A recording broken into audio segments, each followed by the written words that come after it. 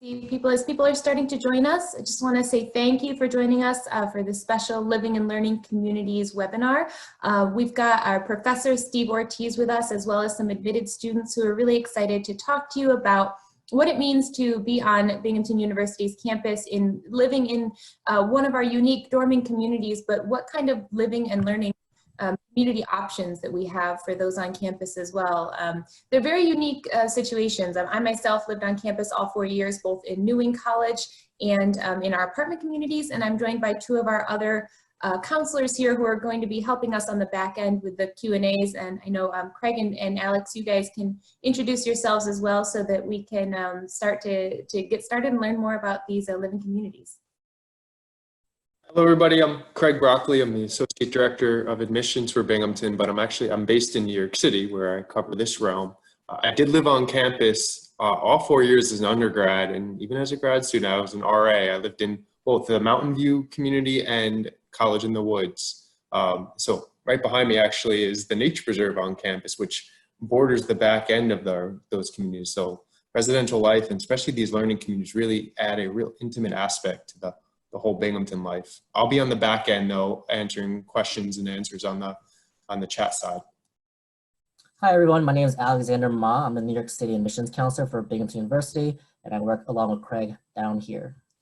Great, so we are going to turn our cameras off. We will be helping on the Q&A on the backside. We're going to turn it over to Steve and some of our students who have lived in these living and learning communities, and they're going to show you a presentation and give you some real experience about what it's like to be a first-year student, a second-year student on campus in those communities, and the special programming that they have to offer. So Steve, you can take it away. Great, thanks everybody. Thanks everyone for joining us. We're really happy to have you here. We know that this is not the most ideal setup for introducing some of these aspects of the university to you, but we're glad to be able to do this through video conferencing. I'm joined with a number of students who are in learning communities or have been in them in their first and second year. I'll introduce them in a few minutes. Let me first share my screen here. And there we are. Okay, so today we're going to talk about what living and learning communities are first, and then what they are at Binghamton University. And then we'll have students introduce themselves and share their experiences. Then we'll open it up for an extended question and answer session. So we'll go with that. So what is a living learning community? At Binghamton University, living learning communities are set aside residential living spaces in our various residential communities that have a thematic kind of core to them. So in each residential community, there's a separate wing or a floor, and students who choose to live in that area share an academic interest, whether it be engineering or nursing or entrepreneurship, or they share other broad interests that will inform their academic careers. So we have politics, law, and society. We have international relations and cultural exchange. We have a new environmental action and studies. We also have a robotics. So those interests will drive then where you live and who you're living with. One of the features of the living learning community for us is that it's not just putting people who share interest in the same space, although that is a big part of it. You are living around people who are again, very much interested in the things you're interested in. But beyond that, the living learning community students will take classes together. And there's different ways to approach this. Each of the learning communities on our campus have the collegiate professors. So I'm the collegiate professor of College in the Woods. So therefore, I direct, orchestrate the living learning communities in College in the Woods. But each of the collegiate professors who directs their learning community may do it in a slightly different way. But you all will take at least one class together as a floor or wing. And in some cases, you'll take multiple classes together. For example, the ones that I run, usually about 2 or 3 classes out of the 5 you might take as 4 or 5 you might take as a freshman in your fall. But for engineering, for example, where there's a set first-year curriculum, almost all of your classes will be shared in some way or another. So that's what a living learning community is.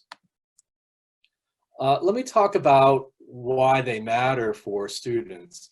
And I have 4 different bullet points here that are set up separately, but I think when you listen to our students' experiences, you will recognize that they're really far more entangled than that, in that it's sometimes really hard to disentangle what's social and what's academic. So the first benefit I would mention is social. So because you are living around people who share your interests, you have lots of things to talk about on day one. You also often are put together during orientations where you will meet one another and see not just maybe your roommate who's at your orientation session in the summer, but also you might meet 4 or 5, 6, 7 people who are going to be living next to you on your floor. So from the summer all the way into the fall, there's a real social component to it. And if you're taking classes together and living together, you also end up doing a lot of other things together because you are walking to class together, you are eating lunch at the same time because your schedules are very similar, and you really build social bonds really quickly. I know that, and again, the students will talk much more about this. This is what I observe from being around the learning community students at College in the Woods, is that within a matter of a week or two, they're already pretty tight. And much of the rest of the campus is jealous of that because like, how do you know everybody? It's like, well, I'm in the learning community. I know 20 people like on day 3 of being on campus. So the social aspects are enormous.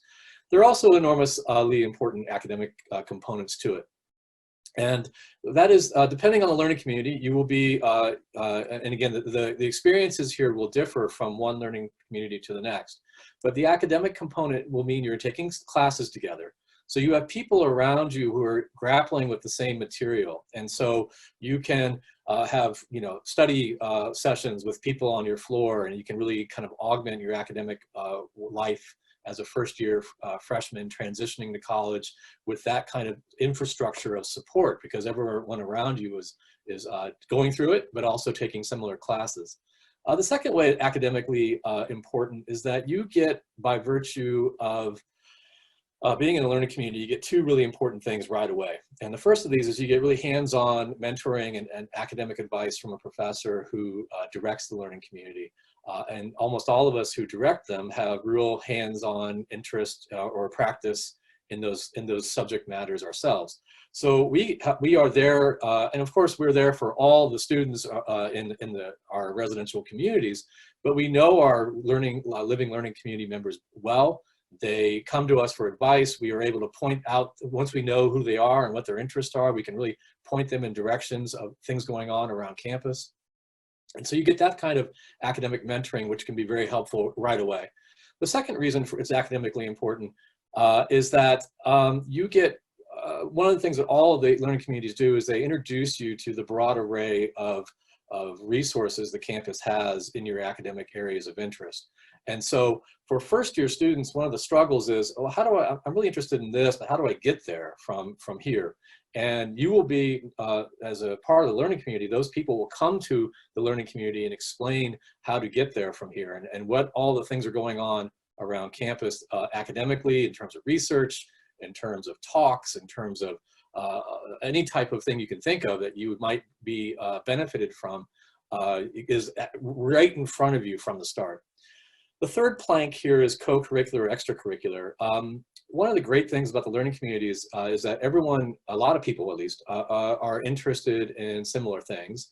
And so if it's a learning community that has multiple years of students in there, second-year students will try to tap first-year students coming in to join their club or join their organization or get involved in this extracurricular thing that's really important and it's going to be very similar to the types of things that you're interested in. And I think, like I said, also the co-curricular, that faculty will be trying to tap you to help them do research or to help them get involved in projects they may have. And so right away, you're really drawn into the co-curricular and extracurricular life of the university. And one of the things we found is that all these things kind of lead to a greater level engagement of our learning community students with the community, whether it be the Binghamton University community or the Binghamton community at large, and become involved. A lot of them become involved in very important civic organizations and civic engagement issues right away. So no matter what learning community you might be interested in based on your interest, all 4 of these things are what people point to as important things. Now, this is from the Association of American Colleges and Universities, who've done research on living learning communities. And I just wanted to highlight them there for you. So some of the research shows for first-year students, they applied more critical thinking skills, took advantage of opportunities to apply knowledge in new settings. They expressed more commitment to civic engagement. They acted on their commitment by volunteering or taking service learning courses. Finally, students in living learning places felt they had made a smoother transition to college, both academically and socially. And I think you'll hear from this from some of our student volunteers here in a minute. But I want to point out this longer run analysis too, that the research found that even 1 year in a living learning community, that those students had lasting effects. They had higher levels of academic self-confidence. They were more likely to be a mentor to other students, i.e. a leader, and remained more committed to civic engagement 3 years later. So those are some of the things that research has shown, not just what we find here at our campus. So to look at the learning communities that we have on Binghamton's campus, I just wanted to pinpoint the 8. They are spread around throughout the residential communities. The apartments do not have one. Newing has one, although it's not listed here because it is the scholars community, and that is one that you have to be invited to. But all of the other 4 listed here, the computers, robotics, and engineering at Dickinson, the entrepreneurship at Dickinson. At Mountain View, there's the engineering and nursing. At Hinman, there's the public service learning community. And at College in the Woods, we have the politics, law, and society, the international relations and cultural exchange, and new for this fall, we have an environmental action and studies learning community.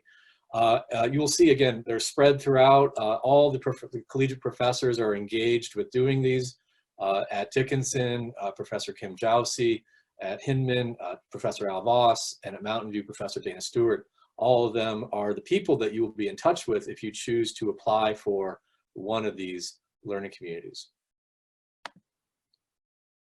So how do you sign up? So this is a run through residential life. So once you are committed to becoming a Binghamton student and you put down a deposit to be a student, you will then sign up to be part of the housing process.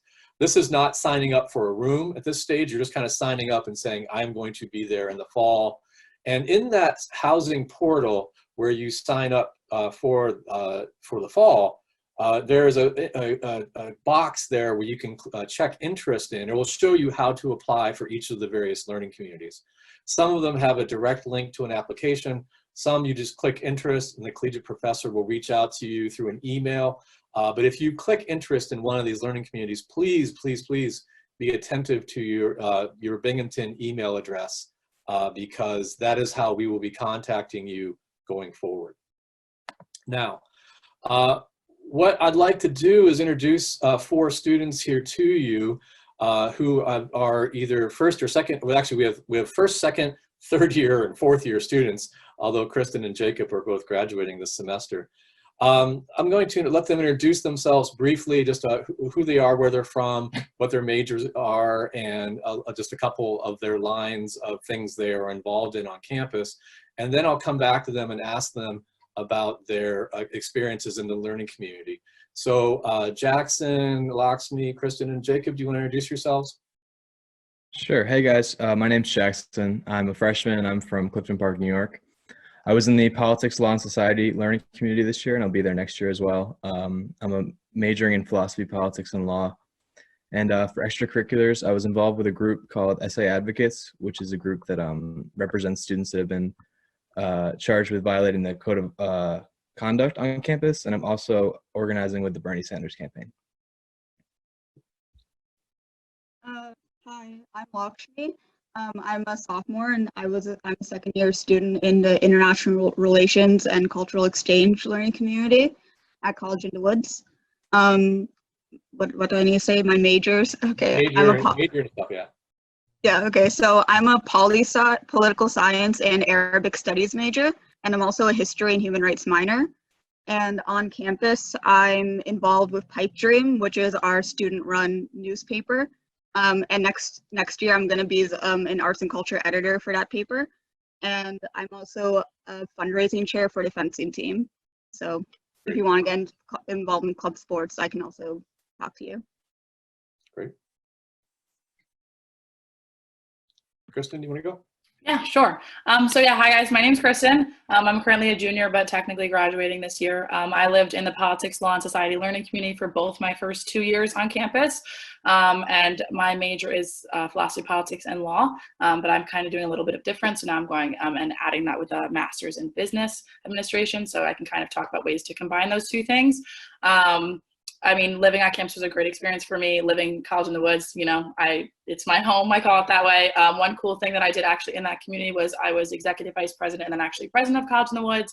So I helped run all those cool traditions that we have, like Casino in the Woods and stuff like that. So if you want to talk more about CIW and things like that, yeah. Great, thank you, Kristen. Hi, so I'm Jacob. I'm actually a recent grad. I graduated in December.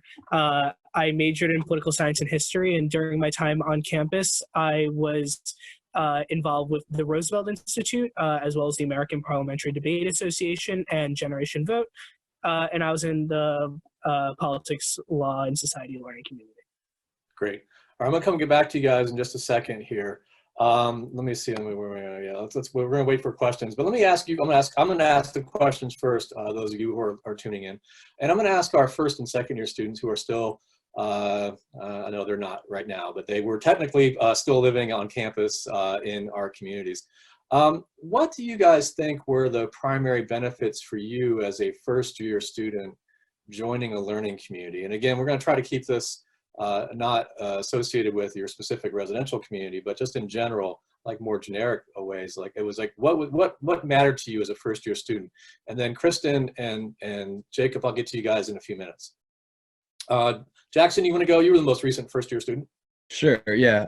So I think the biggest thing right away was that housing and classes for my first semester were essentially taken care of. I took 3 classes for 12 credits my first semester, all of which were signed up for me by CV Steve, Professor Ortiz. And that was really a big benefit because a lot of the craziness of becoming a first semester freshman involves stuff like housing, stuff like signing up for classes. So being able to have that taken care of was a huge weight off my shoulders. So just on the logistical side, that was amazing to have that through the community, but also on a social side too. I mean, the people I met first day in my dorm on my floor are still my closest friends today from college. I talk to them every day, even though we're not at school anymore, we still text. When we were at school, we'd hang out every single day and we would have classes together, we'd eat lunch together.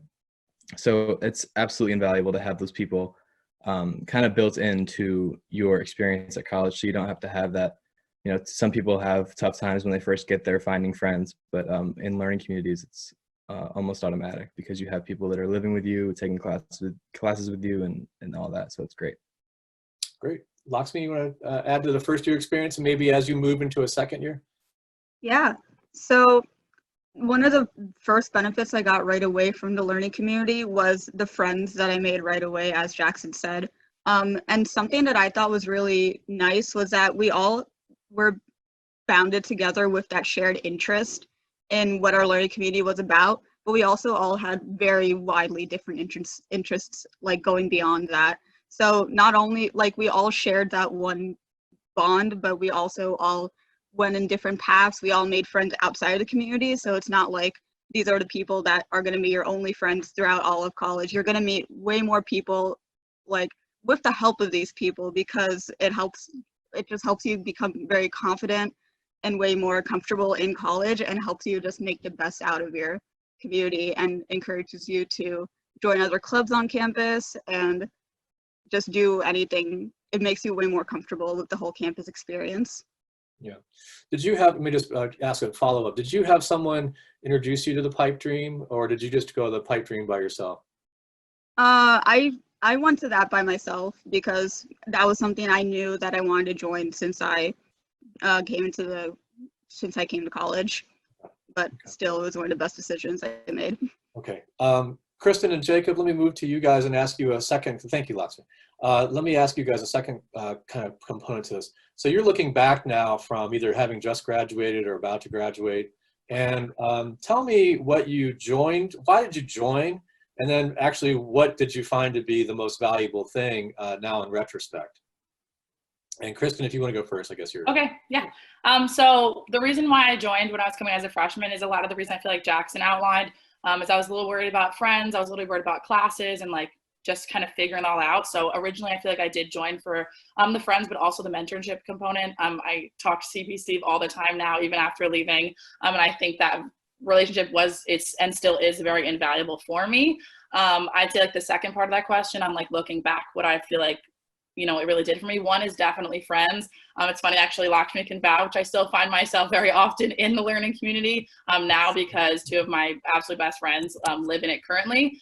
So very often I'm in actually Lakshmi's room, Lakshmi's suite, hanging out with those people.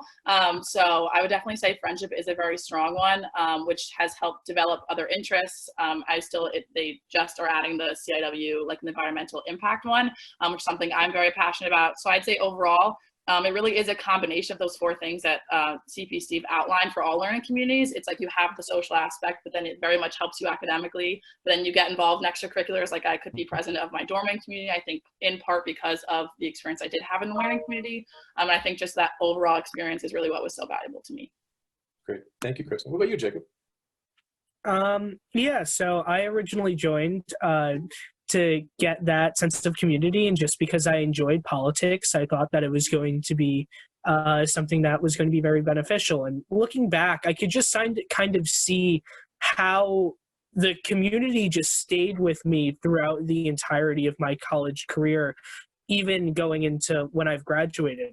I look back at the house that I was living in off campus, and I think half the people that were living with me were original members of the Politics, Law, and Society learning community, even 4 years afterwards. I look back at the organizations I was a part of, like Generation Vote, which was really something that was a product of the learning community itself, where many of the people that were on that original leadership team were learning community members.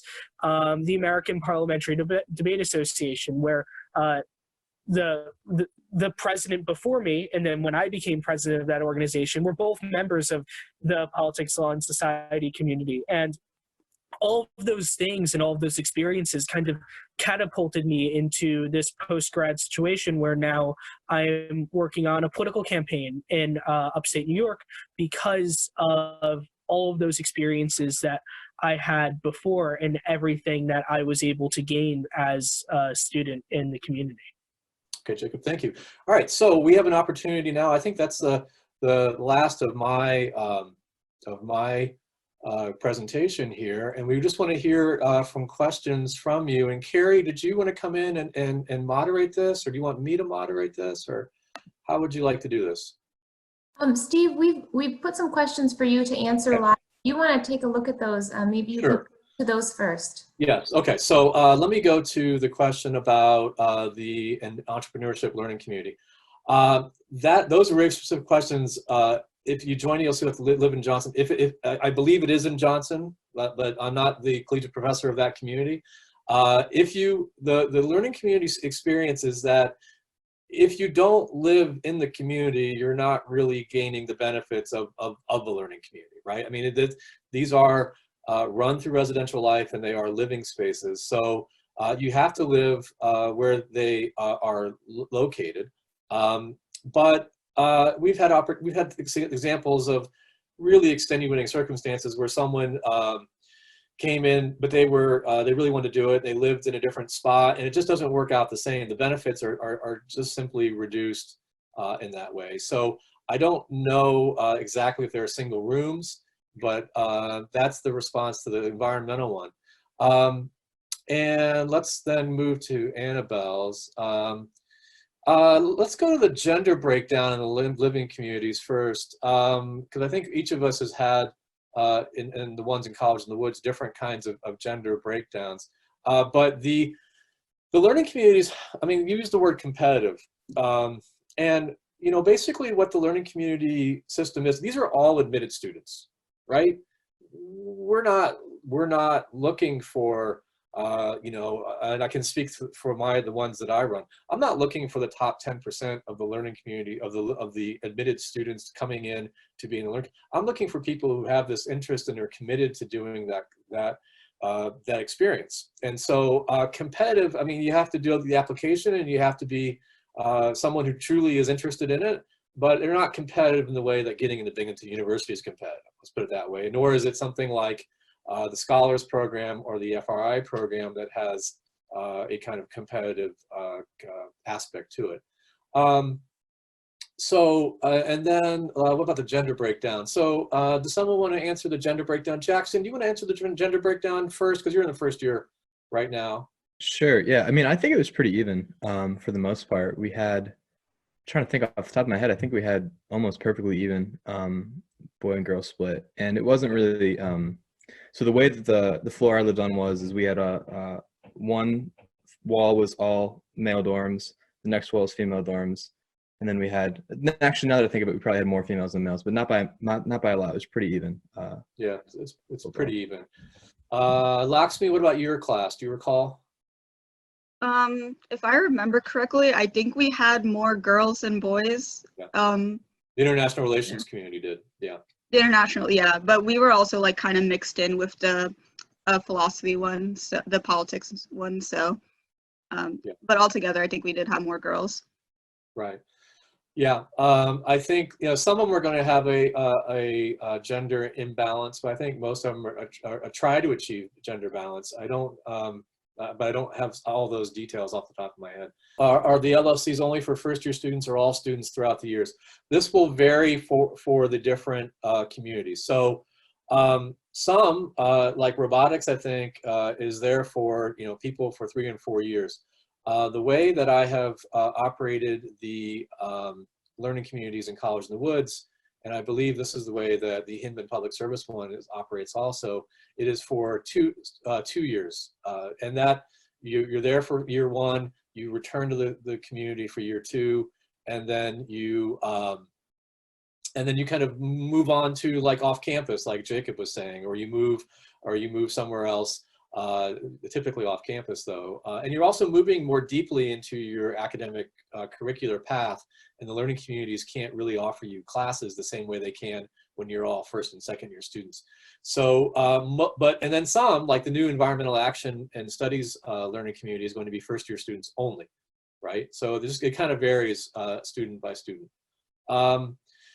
Now, let's see here. So can any student who wants to be in a learning community be part of one? Is there a limit to the amount of students that can live there? Yes, anyone who wants to be a part of one, if you do the application and you show interest and you really want to be a part of it, there's likely to be space for you, but there are limits because these are floors and these are contained spaces. So I typically have 36 open beds to house the politics, law, and society and international relations learning community. And so I can take maybe I try to take 18 and 18, but maybe one year I'll have 22 and the next year and the other learning community I'll have 14, but I only have a certain amount of space that is set aside for us. So if you want to do this, you really do need to apply as quickly or, click interest and apply to it and commit to it as soon as you can, because while they are there's anyone who kind of wants to do it is free to do it. The space may run out. Let me move to one more. Let me ask the students a question here because we have them here. We have their expertise, and I want to hear more from them. So let me ask each of you guys the same question. What's the one learning community experience that you really think of as like the quintessential learning community experience for you? I think probably the second year colloquial class we took with CP Steve, where all the second year learning community students for international relations and politics, law, and society, we all took one class with CP Steve himself. And it was more of a career building tool where we just discussed possible career paths with all our different majors and discussed what we could do with our education and just all the different paths that we could take. And I think it was something that was very helpful and not something that you can get it is something you can get very easily at college if you go to the Fleischman Center and stuff, but having like a dedicated class once a week to talk about that with a professor was very helpful. And I think one of the main benefits of the learning community. Okay, great. So the second year colloquium, yeah, and which we do talk about career paths. And that's something again, from the start in the learning communities, because the professor and the students have shared interest, the professor can also often really point people in those directions, and we'll have alumni they can connect you to and all that kind of stuff to build your network out from the start, which is really helpful, I think. Who wants to jump in on that question before I get to the others here? I can jump in. Okay, So I think one thing that was pretty big for me really is like the mentorship and like the opportunities that come with it. I also do think that class, that second year class where you combine both interests. So in CIW's case, it was politics on society and international, like the international one. I think that is very cool because, you know, again, you're talking to people that aren't necessarily your exact major, but kind of seeing ways where like those two, you know, different ideas can come together. But then with that, it's like the opportunities that provided. I know people came in to talk about like accelerated degrees and stuff, which is part of the reason why I am in the degree I am right now and being in graduate school now and next year. So I would say overall, like the opportunities it provides are very transformative. Another really cool thing that I did, more personal experience, is one thing that came out because the college professor will very often like send emails about new opportunities. So one thing was this SUNY global experience down in New York City. And for a week I went down to New York City. I applied, CBC wrote me a letter of recommendation. And I went there for a week and we talked about like culture and emotional intelligence. We created a project and I got to live in FIT's buildings for the week, and that was all completely paid for. So I would say that there's just really a lot of opportunity that comes out of a more specific experience like this. And you get, so, and to follow up on that, the reason why Kristen did that, if there had been a mass email, you may not have seen it, right? If it had been to something, but because it came from the collegiate professor of some of your learning community, you're like, oh, hey, this might be something I'm actually interested in, right? Is that right?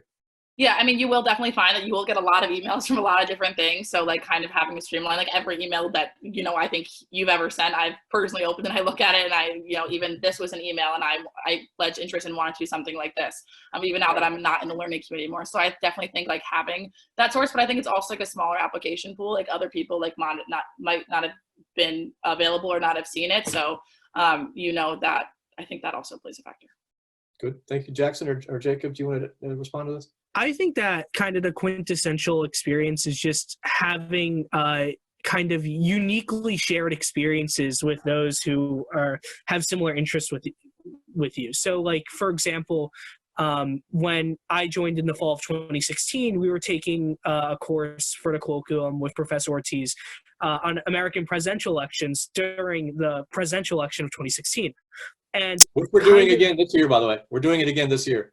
Oh, that's incredible. Yeah, right. So kind of not only getting that historical context, which pushed me towards being a history major long term, but also just being able to have that discussion class and then that discussion out of class where you're sort of living around a group of people who are interested in politics during one of the most consequential elections of our lifetime is something that is a shared experience that I'll remember for the rest of my life, because it's such a unique way to sort of engage with the topic at hand and what's going on with the world around you that I was not able to even come close to experiencing before coming to college. Great. Thank you, Jacob. Jackson, what do you think? I think you guys all hit the nail on the head. The classes were great. I had a class with CB Steve this past semester, got cut short, unfortunately, but we always had a great time. We'd usually get dinner after, people on the floor.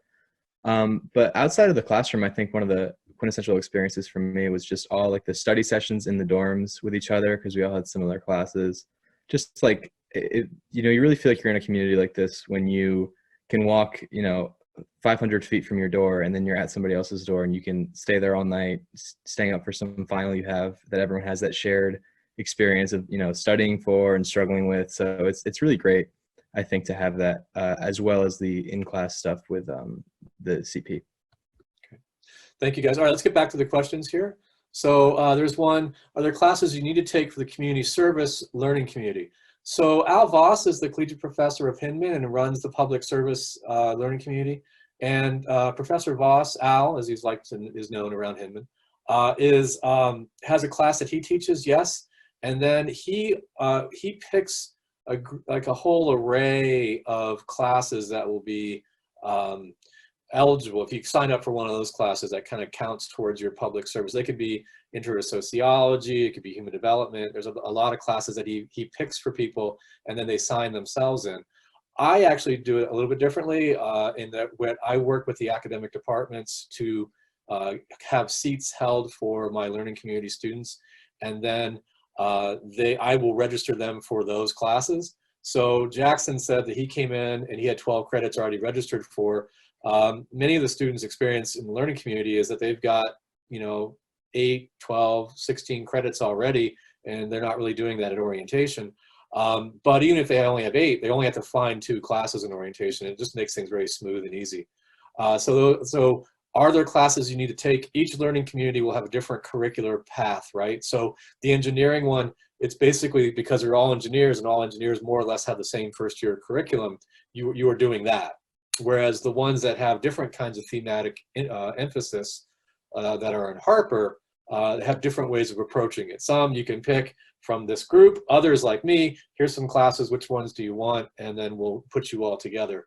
And that seems to work best for those. I can't speak to robotics and the entrepreneurship, but again, if you're interested in those other fields, please reach out to the collegiate professor and ask those questions. Let's skip over, we're going to talk College in the Woods in just a minute. But let's talk first about how does it affect your schedule, because it really is a segue right out of that. So it depends on what your schedule, it depends on which learning community and which approach to the curriculum it has. So again, if you want to be in the engineering learning community, it's not going to affect your schedule at all, because that first year curriculum is basically the engineering curriculum. If you're going to be in, say, the new environmental studies one, you would be taking an environmental studies, intro to environmental studies class, plus a cornerstone class for the learning community. So you would have about 6 hours that were set aside. You would still have a lot of space in your schedule to build out other academic interests, to take other academic focused classes, and to kind of have your own space. So it really depends which community you're in on whether or not how your course schedule would work out. So let me ask this question so our students can chime in. Will I have enough time to focus on my academics if I join a LLC alongside joining clubs, doing an internship, and playing sports? So I think since all of you have done many of these things, let's each go through a little more depth here on the things that you do on campus, because each of you have really rich academic and social calendars. Who wants to go first on that one? Okay, yeah. So, I mean, I definitely think that is a very personal question, because it's definitely how you organize all those things. But blanket statement wise, I would definitely say yes. I think the learning community is very much something of like what you make of it. So if it's like there's something that you can't do because it's a little bit more of like a hard week, like that's very much worked with you on that. Like, you can like work through that. You're not going to be penalized for any of that. I also think a lot of the learning community is a social aspect. So like, I might do some of those other extracurricular activities with my friends. I mean, I know other things that I did I'm a tour guide when I was in learning community. I was a student ambassador. I said I was president of College in the Woods, actually. I did join other clubs for fun. I joined the Student Association Programming Board. So I got to talk about like concerts and stuff. So like something completely unrelated to the learning community. But I think there are so many different opportunities at a school like Binghamton. Even as a tour guide, I say it's my favorite thing is the opportunity, not even just from a learning community, but from the school itself. Where you can definitely budget in other things. It's not like if you opt to be in the learning community, that's all you're signing up for the next Right. 2 years of your life. Right, good. Thank you. Who wants to go next on that one? Again, all of you are busy people, so these are good ones, good people to ask. Go ahead, Jackson. Yeah, I would say that one thing that really helped me with focusing, because in high school I was not big on focusing on academics. It took me a long time to do homework and study and stuff, but I found that in the community, one of the things that's so great about it is that you kind of have people around you that not only are your friends, but are also kind of keeping you on track in these classes you share. So if there are days when you're like, oh, I don't want to study, I don't want to do homework, you're going to get a text from one of your friends saying, hey, do you guys want to do a study group or something? You're like, all right, well, I guess I have to do that now, which really helped for me personally, just to get me, continuously keep the ball rolling and keep focused on academics. So in a way, I think being in the learning community actually made me more focused on academics and gave me more time to do other things, because the academics and the social aspect are all built into one. Yeah, that's a great example of how the academic can be social, right? Many people learn better socially like that. You know, it's like being in having a workout buddy, right? When you're working out, like you need someone to get you to the gym, right? And so that's kind of how it worked for Jackson. Jacob or Lakshmi, do you want to approach either of these two things? Lakshmi, go. Yeah, I agree with what Jackson said a lot. Even sophomore year, when you don't necessarily have like all the same classes as people in the learning community, you still find time to meet up with your friends and maybe just go to Bartle and go to the library and just do work, even if it's not all the same subject. So they all really keep you on track to do work. And for extracurriculars, I do 2 extracurriculars that take a lot of time in particular. Like for fencing practice, I do practice 2 hours a week. 2 hours a day, 4 days a week. And for pipe dream, I stay in the office from like 5 p.m. to midnight, at least twice a week. But the learning community does not take up so much of your time that you don't have time to do anything else. You still have a lot of time to explore campus, explore everything you want.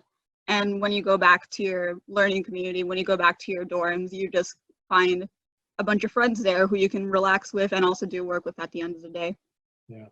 By the way, you can see why Lakshmi will be at Pipe Dream as long as she is. You look at the Pipe Dream online, you'll see her byline almost everywhere. So that's a busy writer. Jacob, do you want to approach this too? Just in one last shot at this, then I'll answer some of these other questions. Yeah, I think everybody else really covered everything. I think that just like kind of to sum everything up, the learning community is something that is an additive to your college experience without necessarily taking away from anything else. It's like it's a one-way trade-off, right? Where you're in this area of like-minded people with similar goals and similar focuses. It's difficult to find yourself in a scenario where the learning community is kind of pulling you away from other things. Rather, it's pushing you to kind of do those extracurriculars, but also work with your friends and work with your fellow community members and professors to make sure that you're able to do that in a responsible way that keeps you healthy and also keeps you on track for success in university. I think that kind of coming from the perspective of maybe somebody who's asking this question, if you're concerned about the learning community kind of putting you overboard as far as not being able to get things done or lead a healthy lifestyle, I think it actually helps you get things done and helps you lead a healthier lifestyle in college. Great, thank you, Jacob. All right, so let's address this. Thank all of you, actually. Once you apply to the LOC, how long does it take to find out if you're accepted? This will vary from community to community. The process is that you will apply. Once you apply, like for me, if someone's a perfect fit for one of my learning communities, I accept them. I'm like, hey, come on in. We want you. I want you to be in the community and take that spot.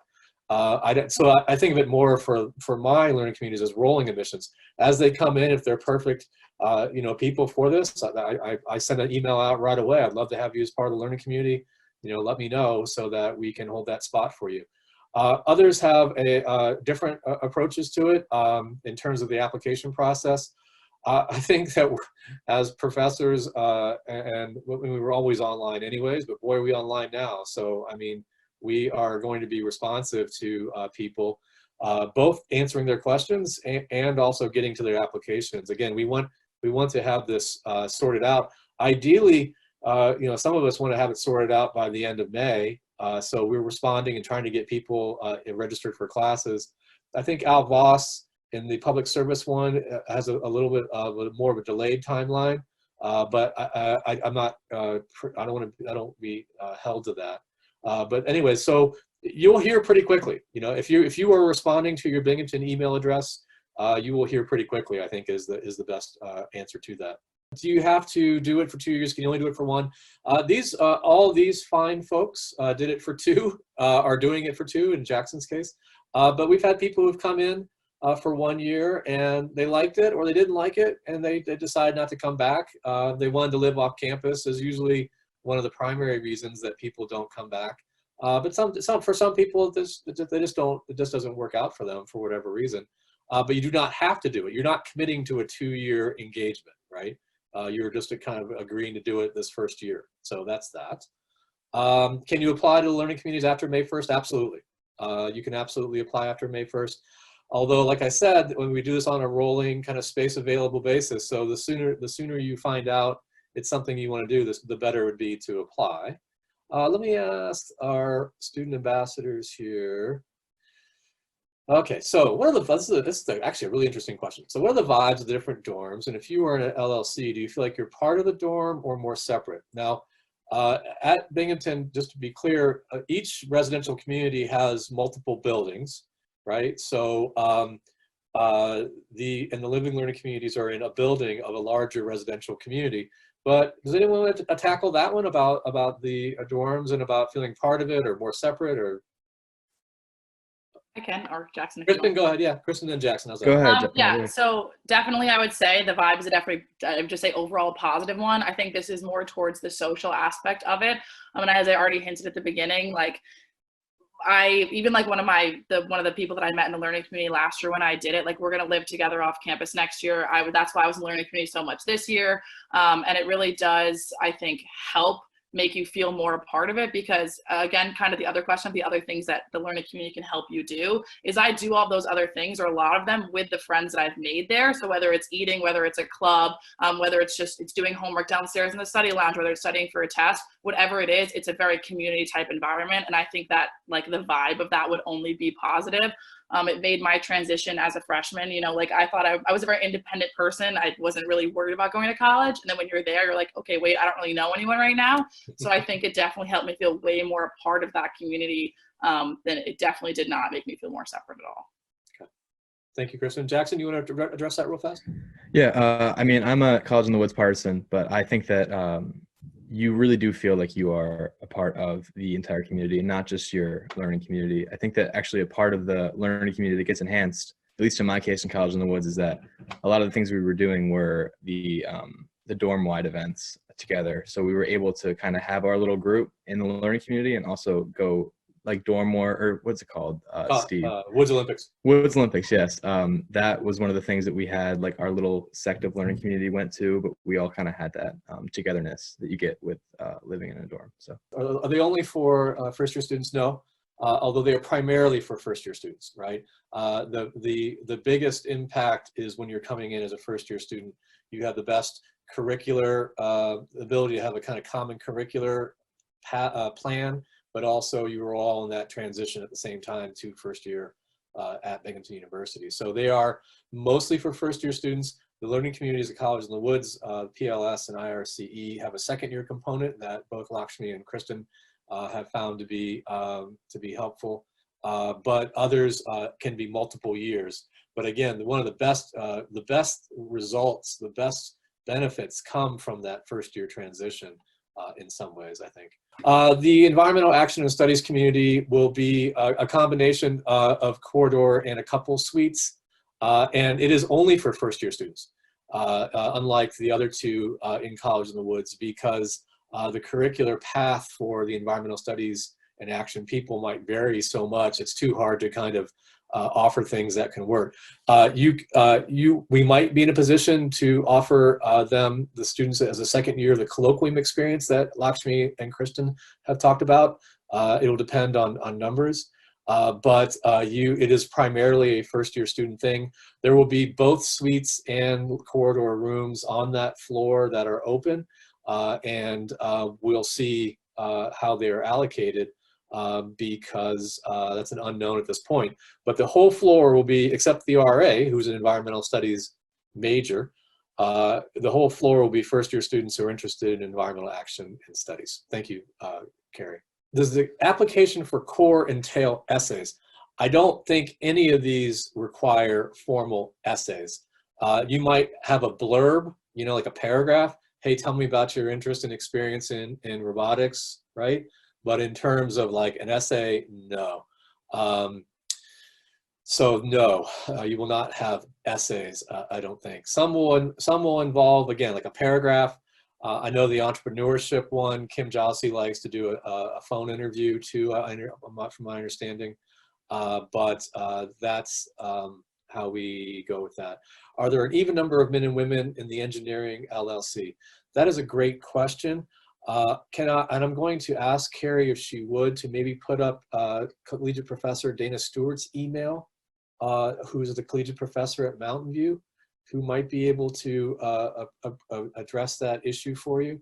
I think that overall there is it is male, not dominated necessarily, but there are more men than women in the engineering, in the School of Watson class. But I don't think so. I don't think the LLC is out of whack with the overall gender composition of the School of Watson, if that makes any sense. So roommates. All right, now roommates are a big question for this. How do I apply? How can I find a roommate? So one of the things that I do, and I think fairly successfully, although there are always things, is I match people based on my application, and others will do the same thing. They will put two people together. But on my application, I say, hey, if you have a roommate in mind who's someone else who's applied to the learning community or is in the learning community, we're happy to put two people together who are in the learning community. And so I think all of my colleagues adopt that approach too. But I have found that I have about as good a success rate of matching people as the kind of looking through the class of 2024 Facebook page does, for example. And that I have a lot of information. I try to put people together who I think share a lot of attributes that would make for a good roommate pair. So you don't have to find someone. Again, that's I match people, and again, usually successfully, not always successfully. But if you found someone, so did any of you, no, Jacob, you probably wouldn't have, because that was the first year of PLS. Kristen, Lakshmi, or Jackson, did you? No, Jackson, I placed you with Justin, right? Did any of you find a roommate through Facebook? Yeah, I did. You, Kristen, did? Okay. Yeah. So it can happen. It can happen either way. What you're going to find is that, because when you do the application, you'll see, and Jacob, this is probably news to you, because my first year I wasn't as good at this as I am now, I think, is I have a real long list of questions about matching people, about their living styles, about their habits, about things they're interested in. And, I don't ask any questions about religion or politics or race or ethnicity or any of those things. I don't know any of that stuff. But what I know is that these are two people who are night people, who are pretty clean freaks, and they seem to have a pretty good chance of doing well together, right? And I try to avoid putting people together that look to have an immediate conflict based on their profile. So I'm pretty successful to that, for that. Can I apply to multiple LLCs? You can. But you can apply to a couple, but I would urge that you, because if you get accepted to them, you are holding a seat for someone, you're holding a seat that I would urge you to make a decision on which you'd prefer to be in pretty quickly, so that seat can go to someone else who might be interested in it, but you can certainly apply to multiples. Anything that you would like to finish up with, Kristen, Lakshmi, Jacob, or Jackson, about the learning community experience for you, or something you would urge, suggest to an incoming student to Binghamton University that we haven't touched upon, or even if we have touched upon it? Let the learning community be a good stepping stone for college, and let it make you feel as comfortable in college as possible, and let it be an opportunity for you to explore as many parts of campus as possible, because you will have people in your community to ask questions to, and you can just explore and discover as many things as you want through the learning community. Good. And from a position of confidence, right? You had mentioned that earlier, Lakshmi, that I think, that you feel confident about, you have a base that gives you a level of confidence to then take the next step out, right? To the next level. Yeah. Like, no one in the community brought me to Pipe Dream, but if it wasn't for the community, I don't think I would have had the confidence to go to Pipe Dream by myself and join. Right. Kristen, you had your hand up earlier, and I was losing the feed, I think. Yes, I think I'm good now. Okay. But yeah, so what I would say I think is most important, or what I like, the advice that I would give is definitely stay open. Where even if I know, like I saw some questions pop up about like undecided majors and stuff like that, if you have an interest in politics, law, and society, or in any of the, you know, engineering, entrepreneurship, and that might not be your major, or you think it is now, but a year in you're like, wait, that's not what I want to do. Right now, I'm doing something completely different that I thought I was going to be doing when I came in freshman year. I very much thought that I was going to go into law, and now I'm going into like environmental business kind of. So I wouldn't say that experience whatsoever took away from my learning community experience at all. I still find politics, law, and society very interesting, so I still got to experience that side. But I would say just, keep an open mind, and even if you change your mind, that's not a bad thing. I think you can make the learning community experience in any community work with a change like that. Yeah, let me add to that. So certainly for College in the Woods, and then Jacob, I saw your hand pop. Let me go to Jacob. But so the environmental action and studies, you don't have to be an environmental studies major to join that. You don't have to be any major to join that. You can major in anything, but if it's something you're passionate about, you'll be living around people who are passionate about it too. Second, so like politics, law, and society, the way that Kristen just mentioned, that you don't have to end up being a political science or PPL major or going to law school or any of those things. And likewise, international relations and cultural exchange. These are, we bring people into those experiences, but their academic path might go an entirely different way, and it might intersect in really interesting ways, but it need not, you don't feel like you have. That's why for my learning communities, I put there very boldly, every major is welcome, right? Every major is welcome.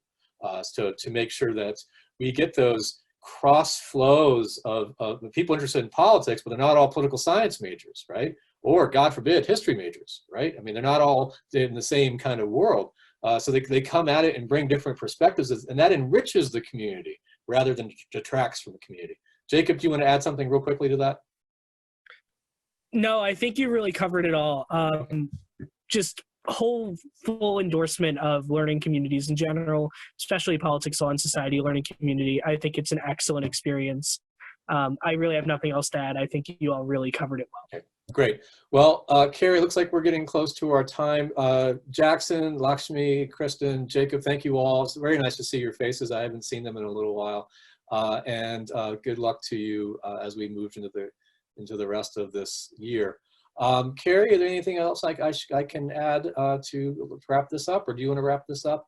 Would you mind putting my email there for anyone who's interested in either the learning communities and or the College in the Woods learning communities? I'm always happy to respond to specific questions about that. And these wonderful people who have joined us on a Sunday afternoon from the College in the Woods learning experience really makes me feel good about what we're doing, and that people who are graduating and moving out into the world still are, like people like Jacob and Kristen, are still committed to this idea and the community that they shared there. And that's one of the best things you can hope for in a learning community at Binghamton University. And I hope those of you who are still considering it will give it a shot. So Carrie, that's my last parting word. Yeah, I just want to thank you guys all so much. I know there's no way that us as counselors that we can really be able to explain it the way that these current students can explain it. They've lived through it. They're currently living through it. So having that perspective, and then, Steve, as you help direct these, we really appreciate you guys coming on, helping to answer all these questions. I think the students have gotten a really great indication of what the living and learning communities mean, what it's all about. And it's hard to understand that from just, reading information on a page. So I really want to just thank you all for being part of this today. I hope everyone's gotten a great information from it. And I think it went really well. So I just want to thank each and every one of you for spending your time. I know it's a Sunday, but I think it was really great for our incoming students to hear and prospective students. And I think it's part of what makes Binghamton so great. So I just want to thank everybody again. Thanks, Carrie. All of you CIW people, nice to see you all. Take care. Bye. And hope to see you, those of you in attendance. I hope to see your names on my application list. That's right. All right. Bye, everybody.